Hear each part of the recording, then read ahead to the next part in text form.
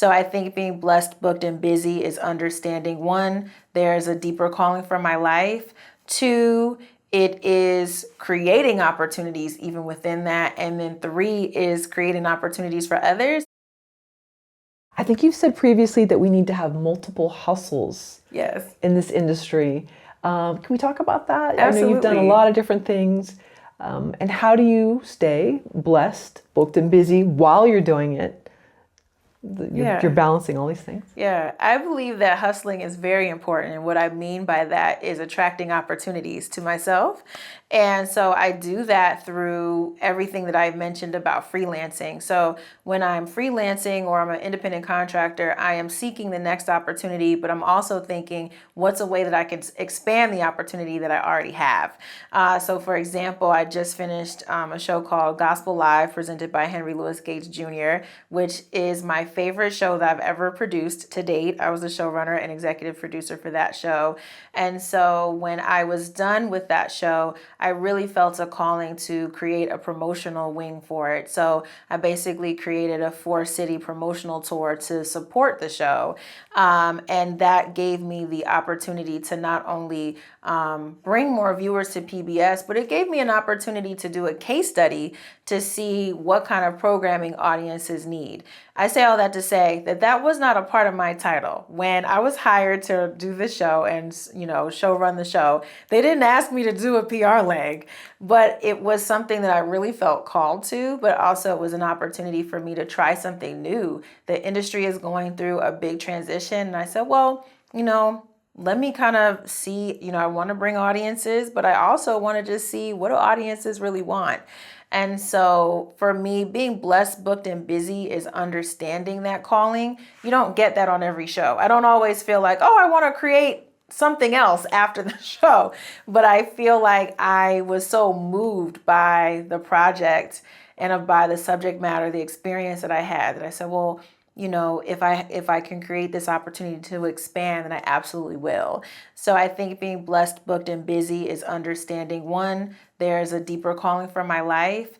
Two, it is creating opportunities even within that. And then three is creating opportunities for others. And when you create opportunities for others, you really can't lose. Like, I'm one of those people, I want everyone to eat. And because I want everyone to eat, I feel like that's why people have me eat and they call me, because they know that I'm really, really focused on, community expansion and making sure that we all have opportunities.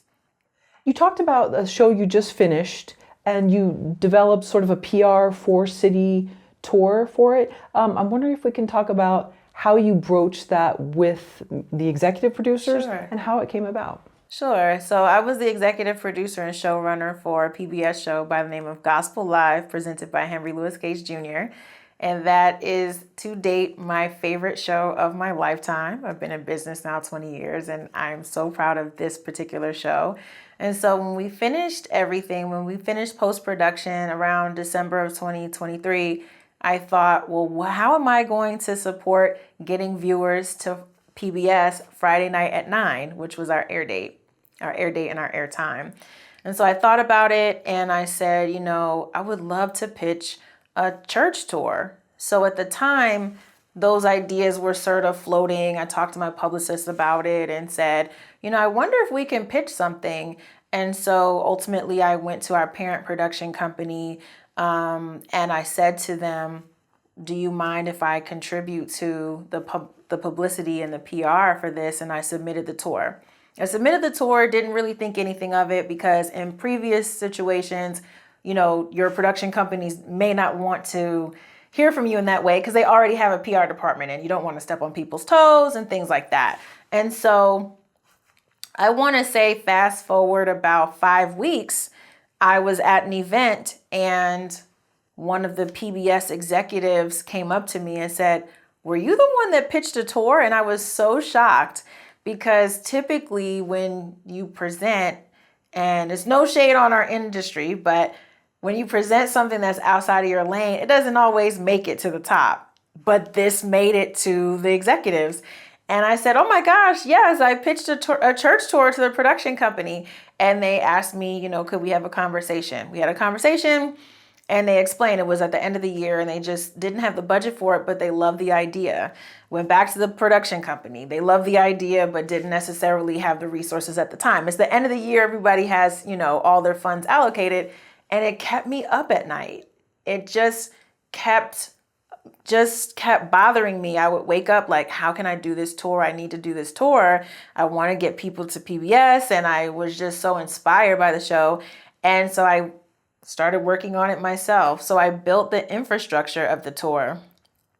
I created the locations, put together the artists that would be a part of it, and went back to PBS and our parent production company and said, everyone seemed very inspired, and I just wanted to know if I could receive courtesy to do this tour. And everybody said yes. And so I tell that full story because I want to acknowledge the partnership that I felt between PBS and also McGee Media and Done and Dusted. I had such a fabulous time, and it's so rare that you feel seen in that way. I've worked for several years, and to have everyone, cheer me on, but more so I think they understood like, there's something else going on. Yes, she wants to, promote the show, but there was like a huge calling. When we talk about like spirituality, I felt really called to this particular show, and I'm really grateful that everyone saw that and supported me in creating the tour. And I'm curious why you chose the 4 areas that you chose, the 4 cities. Sure. What was it about those cities? And may I ask which ones were they? Absolutely. So the tour is called the Gospel Live Screening and Q&A Talkback Tour. And I selected 4 different churches. So one was my home church, Metropolitan Baptist Church in Newark, New Jersey. Another was Metropolitan Baptist Church in Largo, Maryland. Another was Zion Church in Greenbelt, Maryland.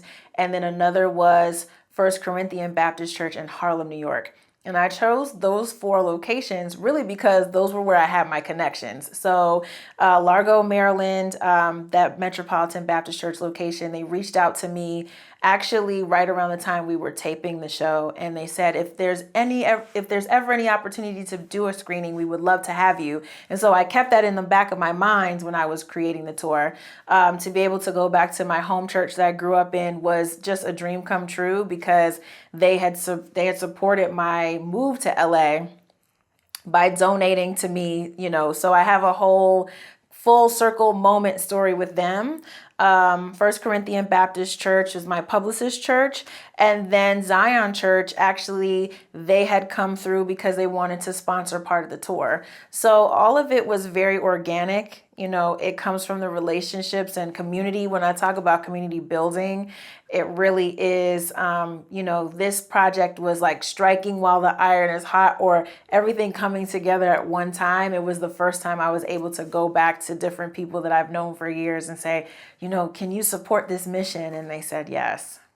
So when you kind of took the reins, planned most of it, and that's when you presented it to PBS, even though they had said, sounds great, but we just don't have the budget right now? Yes. So after PBS said they didn't have the budget, the idea stayed on my mind. And I said to myself, well, if it's to be, it's up to me. And, you ask for permission later. Like what is the phrase? Like you ask for forgiveness later. And so I said, well, let me put this tour together. Let me put this tour together and see what happens. So I started reaching out and I formed everything.